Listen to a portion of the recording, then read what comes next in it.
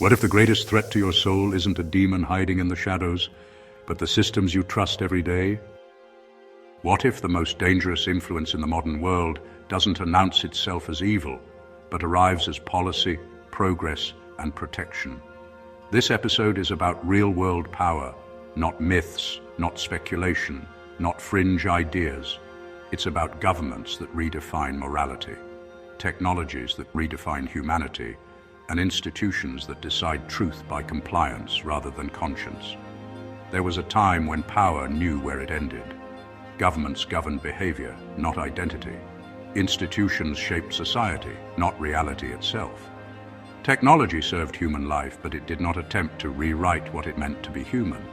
Those boundaries mattered.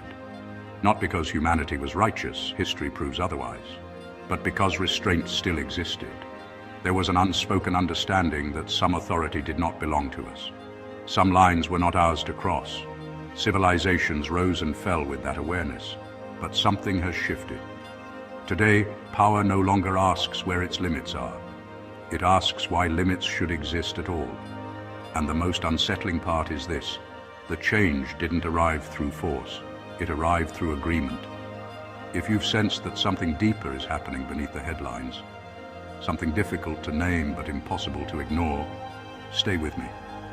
And consider subscribing, because this series is about patterns most people never stop to question. This episode is not about superstition. It is not about panic. It is about a boundary that has been crossed, and how quietly it happened. Every era that overreaches begins with the same inversion. Limits are reframed as cruelty, moral hesitation is labeled harm, and restraint becomes the enemy of progress. What once protected humanity is now described as oppression. We're told that questioning authority is dangerous, that refusing compliance is irresponsible, that slowing down innovation is equivalent to causing suffering, and that moral objections are obstacles to be removed for the sake of efficiency. In this new framing, obedience is no longer about right and wrong. It's about safety, about optimization, about the greater good. Language does the heavy lifting. Words like care, equity, health, and security are used to justify decisions that would once have been unthinkable. And because these terms sound virtuous, resistance feels immoral. This is how power advances without appearing tyrannical. No one is dragged into agreement. They are guided there. And what makes this stage so dangerous is not that people are deceived by lies, but that they are persuaded by partial truths. Truths stripped of context. Truths detached from restraint. Boundaries don't fall in a single moment. They erode, one reasonable step at a time. Eventually, influence stops operating at the level of individuals. It enters systems, and systems are different. Systems don't argue. They don't explain themselves. They don't ask permission. They operate. Decisions are made far from the people they affect. Authority is exercised without faces, without names, without accountability. Power becomes abstract, distributed across frameworks so complex that no single person appears responsible. And because systems speak in the language of data, policy, and expertise, they feel neutral, rational, safe. But neutrality is an illusion. When authority no longer needs consent, it no longer needs truth. When power is justified by efficiency, it stops asking whether it is right and asks only whether it functions. This is where governments, technologies, and institutions converge, not as villains, as managers, managers of behavior, managers of speech, managers of acceptable belief. Before this episode ends, we will name the pattern behind this convergence, and we will show why Scripture warned about it long before modern systems ever existed. One of the most powerful deceptions of our time is the belief that systems are morally neutral. It's just policy. It's just technology. It's just how the world works now. Responsibility dissolves into process.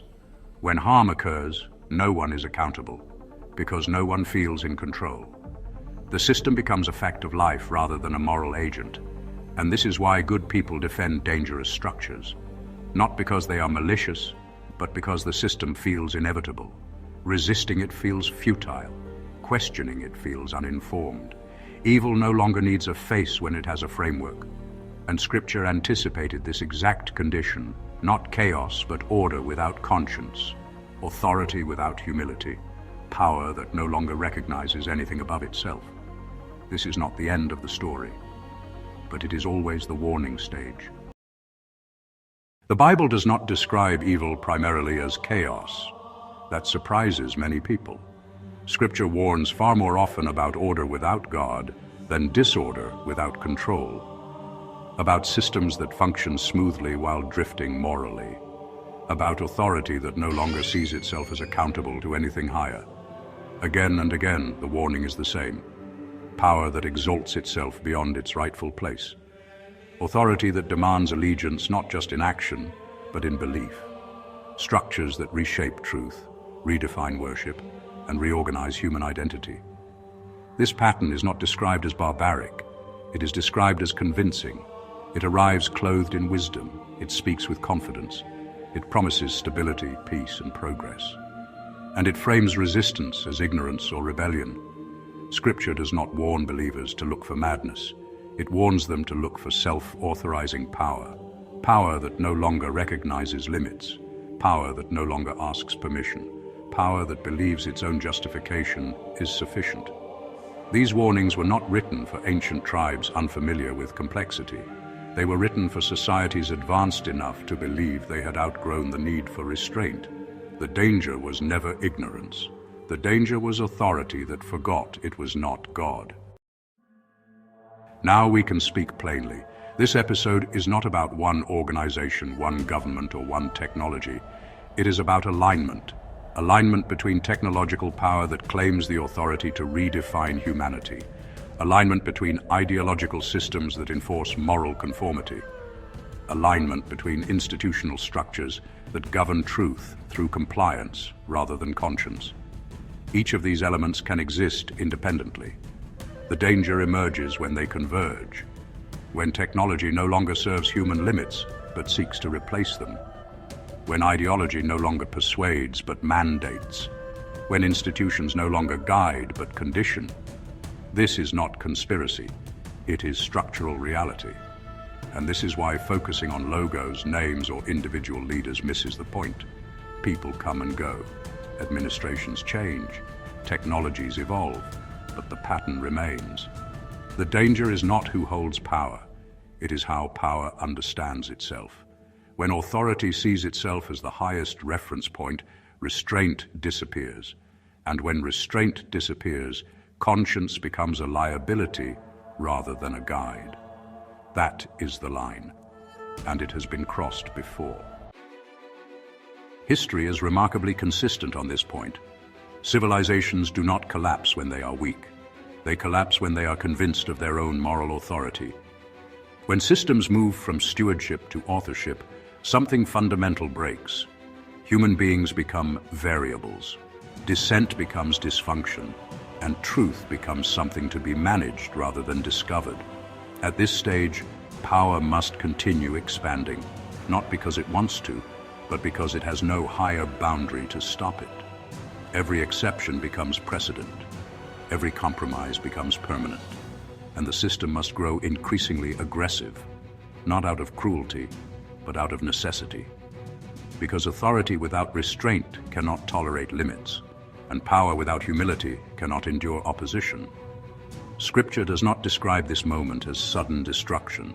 It describes it as exposure. What was hidden becomes visible. What was justified becomes undeniable. And what demanded allegiance eventually demands worship. This stage is never the end of the story. It is the warning before it. This is where the conversation becomes personal.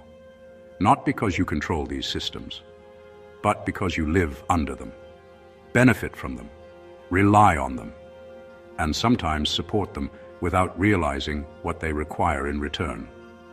The question is not whether these structures exist. The question is where you draw the line. At what point does convenience become complicity? At what point does safety become surrender? At what point does silence become agreement? The most dangerous moment is not when power becomes corrupt, but when it becomes unquestioned. Scripture never instructed believers to panic. It instructed them to discern, to test spirits, to examine authority, to remember that no system, no institution, and no power structure outranks truth. If this episode resonates, share your thoughts below. Where have you seen this alignment forming? And how do you believe people of faith should respond? And if you want to continue this conversation, consider subscribing. This series is not about fear, it's about clarity.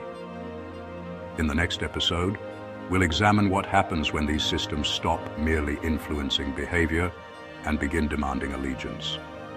Because history, scripture, and experience all agree on one thing. Once the line is crossed, something is always required in return. Cheers!